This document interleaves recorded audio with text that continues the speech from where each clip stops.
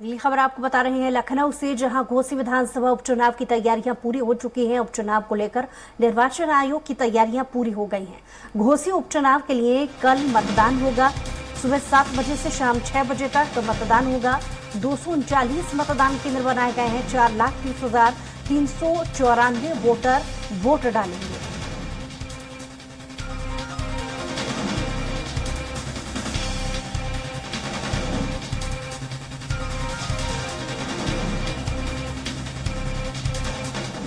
और इसी पर ज्यादा जानकारी के साथ स्वराज समाचार घनश्याम हमारे साथ जुड़ गए हैं। घनश्याम, मतदान को लेकर कितनी तैयारियां की गई हैं?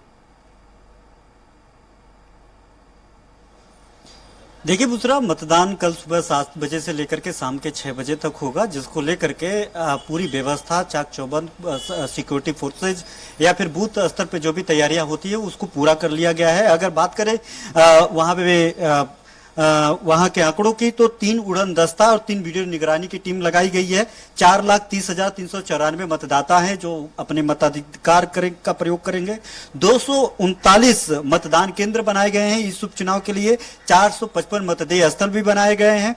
और अगर किसी भी तरीके का कोई शिकायत है, किसी तरीके का कोई समस्या है, उसका समाधान चाहिए, चुनाव से संबंधित किसी भी तरीके की कोई क्वेरी है, तो उसके लिए एक कॉलिंग नंबर भी, एक हेल्पलाइन नंबर भी जारी किया गया है। उस हेल्पलाइन नंबर पर फोन करके लोग ये समझ सकते हैं, जान सकते हैं या शिकायत दर्ज करा सकते हैं। किसी भी तरीके की अगर अनियमितता है तो वहां पर शिकायत दर्ज करा करके अपनी मौजूदगी दर्ज करा सकते हैं। और सबसे बड़ी बात है कि जो आरोप पिछले उपचुनाव में, रामपुर उपचुनाव में, चाहे आजमगढ़ लोकसभा उपचुनाव में जिस तरीके से आरोप लगा रही थी भारतीय जनता पार्टी के खिलाफ विपक्ष की पार्टियां, कि वहां पे जो वोटर कार्ड लेकर के, आधार कार्ड पे, वहां पे पहचान पत्र के अलावा जब वो लोग वोट करने के लिए जा रहे हैं तो उनको वोट करने नहीं दिया जा रहा है। इसलिए इस बार जो है चुनाव आयोग ने साफ कर दिया है कि पैन कार्ड हो, आधार कार्ड हो, अन्य जो पहचान पत्र हो, उन ड्राइविंग लाइसेंस तक लेकर के आप मतदान कर सकते हैं। तो ये जो झगड़ा था और एक इस तरीके की जो तस्वीरें थी उस पर भी साफ तौर पे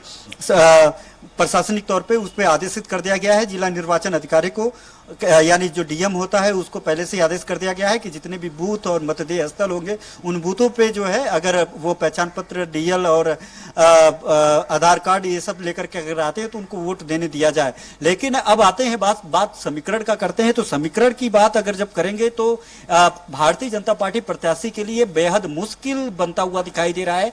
क्योंकि अगर अपने दर्शकों को बता दें कि ये वो सीट है जिस सीट से भारतीय जनता पार्टी के प्रत्याशी दारा सिंह चौहान चुनाव लड़ रहे हैं। वहीं से विधायक थे, लेकिन वो समाजवादी पार्टी में थे।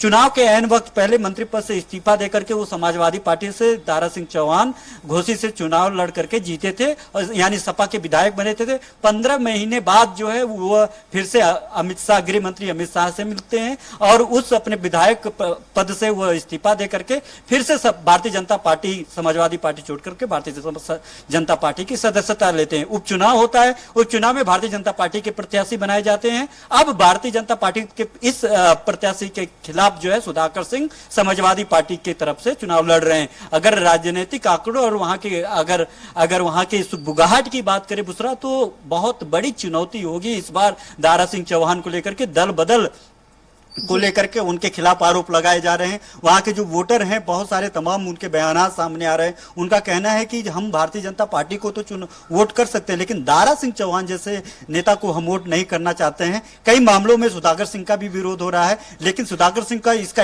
एडवांटेज मिल रहा है, दल बदल का एडवांटेज,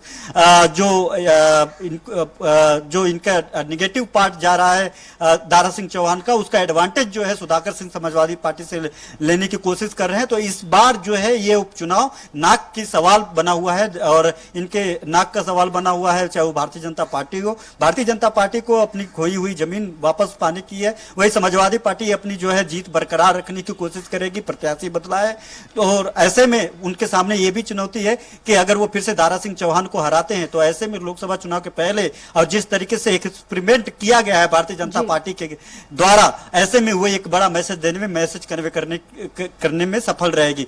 लेकिन अगर भारतीय जनता पार्टी की बात करें तो जिस तरीके से वहां पे दर्जनों मंत्री, सांसद और जो है विधायक वहां पे पूरी तरीके से डेरा डाले हुए थे। कल शाम को 5 बजे तक, माफ करिएगा, कल शाम 5 बजे तक चुनाव प्रचार थम गया।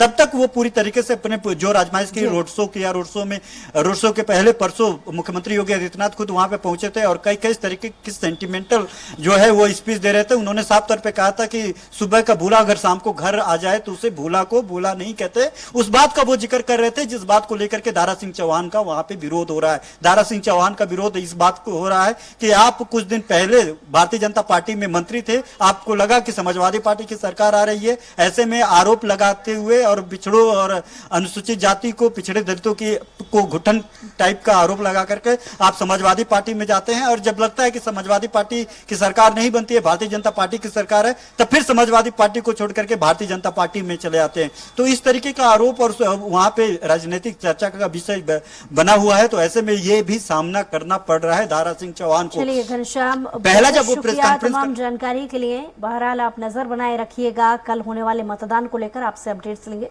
फिलहाल बहुत शुक्रिया।